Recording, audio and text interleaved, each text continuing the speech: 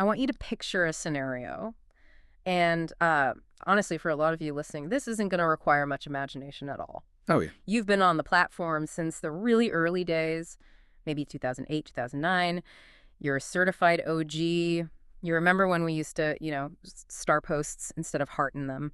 You've survived the shift from 140 characters to the long-form era. Exactly. You've ridden out all the ownership changes, the rebrands, the chaos.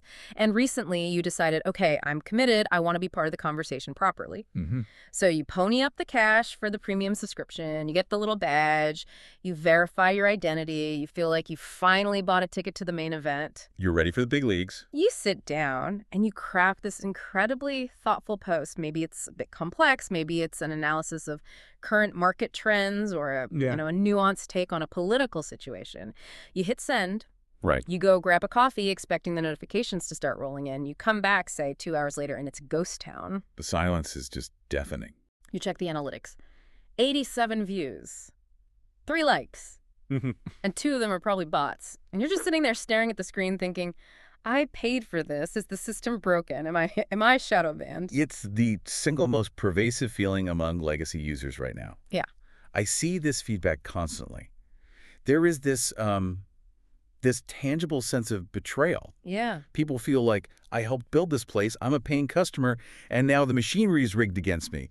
They feel like they're being pushed out to make room for, viral engagement farming. And that is exactly what we are tackling today. We are going to stop guessing. We are going to stop, searching for conspiracy theories about manual censorship switches or secret blacklists. We are cracking the code, literally. We really are. We aren't speculating today. We have the technical documentation from the 2023 open source recommendation algorithm release, the specifications for the Phoenix Transformer model, and the actual weighting logic used for engagement scoring. We are going to debug your account. We're going to look at why reach fails, why the For You feed ignores you, and maybe how to fix it based on the code, not on vibes. Because when you strip away the emotion, the politics, and the frustration, what you're left with is just a cold, hard probability calculation. Okay, so let's start with the biggest ghost in the machine, the shadow ban. You hear this constantly. I'm being suppressed because I criticized a specific government, or the algorithm hates conspiracy-adjacent content. People genuinely feel like there is a moderator somewhere in a basement flipping a switch that says, do not show this person. And we have to start by just busting that myth. Yeah. If you look at the algorithm repository, the actual code that runs the recommendation engine, there are no explicit flags for those specific things. Right. I've combed through the source files. There is no line of code that says, if accountage 10 years, throttle reach. There is no line that says, if topic is controversial, hide post. So the computer doesn't know I'm an old user in a way that penalizes me. It's not looking at my creation date and saying, boomer account, ignore. Not directly, no. And it definitely doesn't have a list of, banned political opinions hard-coded into the sourcing logic. The system has shifted entirely away from status. Status meaning, like, who you are. Yeah, exactly. Who you are, how long you've been here, what badges you have, to prediction. It's all about real-time prediction. The question the code asks isn't, is this person important? It asks, what is the probability that a user will interact with this specific piece of content right now? But wait, I have to push back on the money aspect. I paid for premium.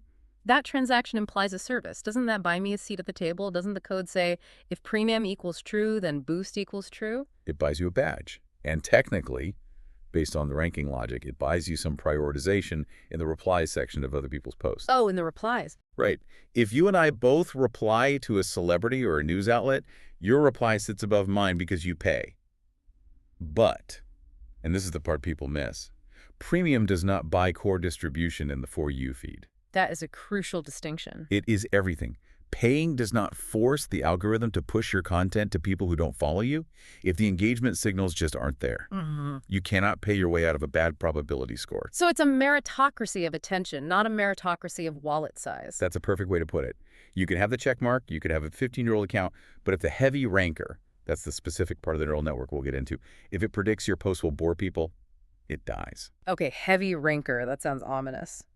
Let's get into the mechanics of that death. How does a post actually die at 87 views? Walk us through the life cycle of a post from the moment I hit send. So this is where we get into the architecture of the For You feed. The first hurdle every single post faces is called candidate sourcing. And specifically, it starts in-network. In-network just means my followers, right? The people who follow me. Yes. The people who explicitly clicked follow on your profile. The algorithm is not looking for strangers yet. It is strictly looking at your home base. I like to think of this like a TV pilot. When I post something, I'm submitting a pilot episode to the network executives. That works perfectly. But here's the catch. When you post, the algorithm doesn't show that pilot to all of your followers. Oh. It picks a tiny subsample. Let's say you have 2,000 followers. It might show that post to maybe 50 of them who just happen to be online right now.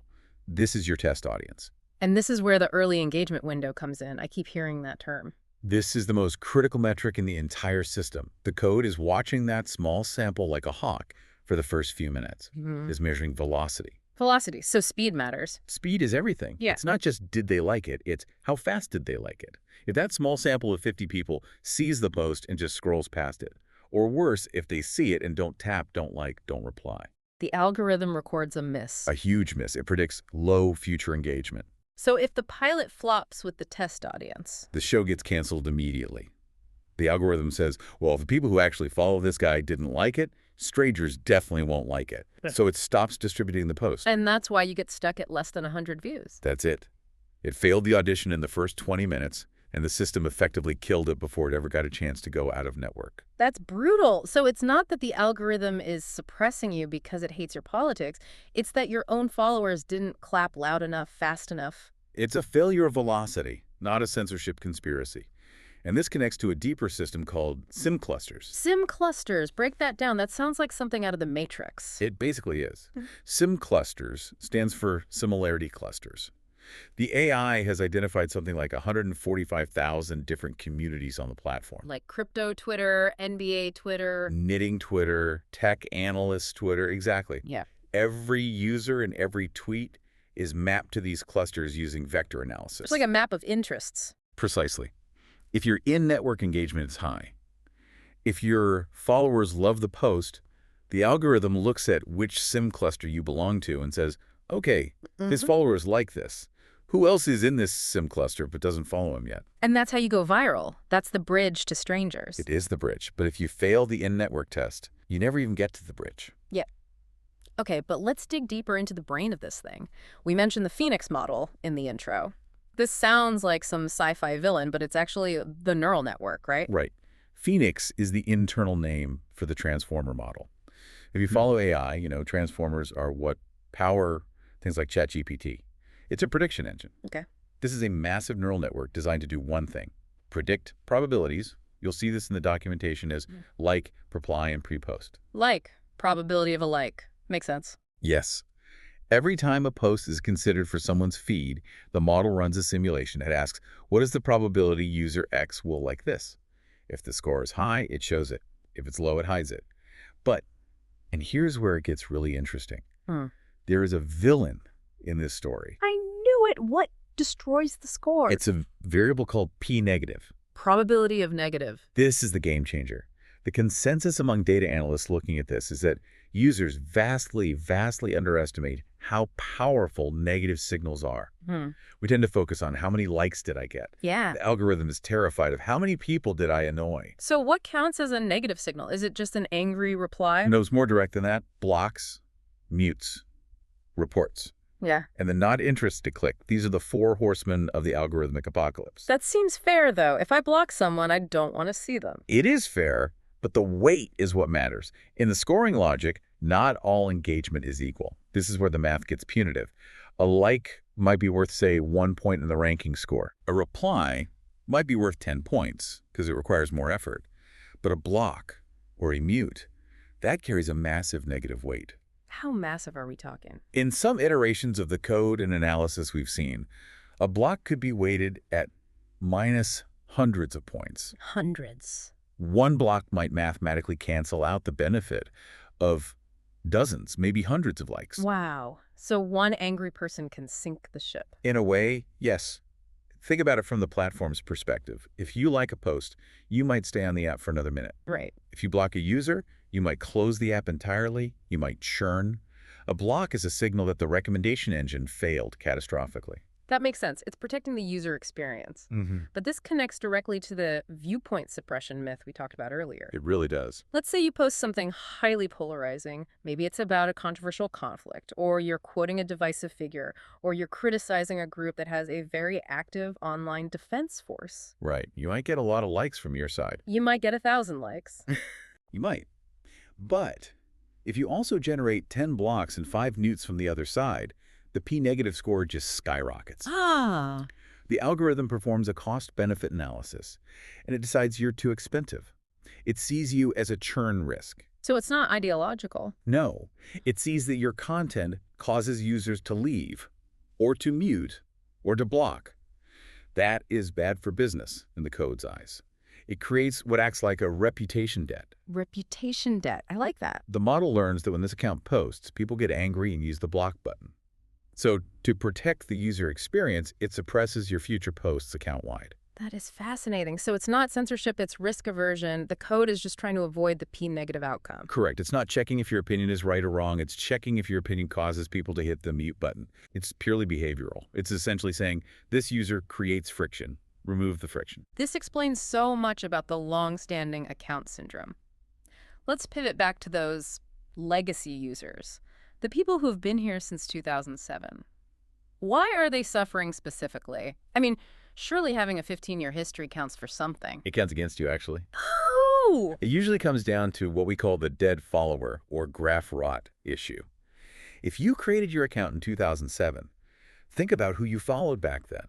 Think about who followed you. Oh, man. College buddies? Random tech bloggers who haven't tweeted since 2012? Bots that have been suspended? People I met at a conference 10 years ago? Exactly. Your in-network graph, your social map, is full of ghosts. Remember the pilot episode analogy? Yeah, the test audience. Your test audience is asleep. If 50% of your followers are inactive or dormant accounts, when the algorithm serves them your pilot episode, they aren't there to watch it. So the sample is polluted. Totally polluted. You get 0 early velocity because the notification went to a ghost town. The algorithm serves it to an empty room, sees no applause, and assumes the content sucks. And without that spark, the SIM clusters and real graph systems, the tools that find new people, they never get triggered. They never turn on. You are screaming into a void because your launchpad is broken. There's also a content issue, right? I see a lot of these older accounts posting in a very, let's say, a 2010 style. The wall of text approach. Yeah. Or just a naked link. Check out this interesting article. Click. That is the kiss of death. We have to understand the platform's business model. They sell attention. They sell time on screen. If you post a link to the New York Times or YouTube or Substack, you are asking the user to leave the platform. You're taking the customer out of the store. And the store owner hates that. External links have always been penalized in the probability scoring, and while premium helps mitigate that slightly, it doesn't erase the penalty. Oh, okay. But more importantly, the model predicts low engagement for text-heavy quotes or dry links. If an account is readable, meaning I can read your tweet and nod my head, but not reactable, meaning I don't feel compelled to click a button, it dies. Passive views don't count for much. Not on the probability score, no. If I'm just posting smart thoughts that people read and scroll past, I'm failing the math test. You need them to stop the scroll and tap the glass. The heavy ranker is optimizing for interactions, not contemplation. Okay, this is the part where we turn this ship around. We've diagnosed the patient. Low velocity, high p-negative risk, dormant audience. How do we break out of the less than 100 views jail? It is possible, but it requires a change in behavior. We have to treat the algorithm like a video game we are trying to beat. We need a rigorous protocol. All right, give us the cheat codes. Strategy number 1, artificial velocity. This is for that first 30 to 60 minutes. You cannot just post and ghost. That's the old way. When you drop a post, you need to treat it like a product launch. You need to be there. So reply to people immediately. Immediately. If someone comments, reply back within seconds. Why? Because a conversation thread counts as high engagement. It signals to the algorithm, hey, there is activity here. People are talking. What if nobody comments initially? What if I'm standing there alone at my own party? Reply to yourself. Add a second tweet to the thread with more context. Or, crucially, frame your initial post as a question. Force the reply metric up. Don't just make a statement. Invite a challenge or a confirmation. You're manufacturing that initial spark. You have to. You have to wake up the algorithm. Okay, strategy number 2, the native pivot. Stop linking out. I know you want to share the news article. Don't. Take a screenshot of the headline. Summarize the article in the tweet. Upload the video directly to the platform. Because native media is king. It's all about the probability scores. The model predicts a much higher likelihood of interaction with an image or a video than with plain text or a link. It's visual. It stops the eye. Even with premium, native media is the strongest signal you can give the model. The pixels matter. Okay, strategy number 3, and this one sounds painful. Reputation rehab. This is the hard one. If you are stuck in a key negative loop, meaning you are getting suppressed because of accumulated blocks and mutes, you need to stop the bleeding. Does that mean I have to be nicer? It means you might need to be less abrasive. If you are constantly posting highly polarizing phrasing that triggers your opponents to block you, you are digging your own grave mathematically. You need to lower your P-negative score. So tone it down. Tone down the phrasing. You can discuss the same topics, but frame them in a way that invites discussion rather than instant blocking. You need to go on a block diet. The goal is to let your positive signals, your likes and replies, compound over time without being dragged down by those heavy negative weights. It's like credit repair, but for your algorithm score. That's a great way to put it. You need to rebuild your credit score with the Phoenix model. All right, strategy number 4, audience hygiene. This goes back to the ghosts. You need to clean house. It's counterintuitive, but having fewer active followers is better than having thousands of dead ones. Should I just go through and block all my inactive followers? I wouldn't do it all at once, or the algorithm might flag you for suspicious activity. But yes, gradually unfollow inactives. Remove followers who look like bots. And more importantly, try to get new active followers. You need to refresh your in-network graph. It's like pruning a tree so it can grow again. Exactly. You need fresh wood. You need people who are actually logging in this year. And finally, strategy number 5, consistency. The algorithm favors sustained positive predictions. It's a machine learning model. It needs data points to learn who you are. Posting once a week isn't enough to build a data set, but spamming 50 times a day just looks like bot behavior. So what's the sweet spot? Based on the analysis of successful accounts and the rate limits in the code, I'd say 2 to 5 high-value items daily seems to be the rhythm. It gives the model enough data to predict success, but keeps the quality high enough to maintain velocity. So no more 3 a.m. rants. Save the 3 a.m. rants for your diary. Post when your audience is awake. If you post when your in-network users are sleeping, you fail the pilot episode test by default. This has been honestly pretty revealing. It feels less like a mystery and more like a logic puzzle now. That's really what it is. The algorithm isn't some person in a dark room deciding to silence you. It's a mirror. It just reflects user behavior back at us via math. And that reflection can be harsh. It's basically telling us, hey, your friends aren't listening to you, so I'm not going to introduce you to strangers. That is the perfect summary. It all comes down to that early engagement window. If you can't mobilize your immediate circle, the algorithm will never do the heavy lifting for you. So before we sign off, I want to leave everyone with a thought. We spend so much time blaming the code for suppressing us. We say it's censorship, we say it's unfair. But if the code is just optimizing for what people don't block and what people do reply to is low reach, actually just a sign that our communication style has become incompatible with the broader community. That is the question. Are you being silenced, or are you just failing to communicate effectively in a very, very crowded room? Something to mull over before you send that next tweet. Thanks for listening to The Deep Dive. We'll catch you on the next one.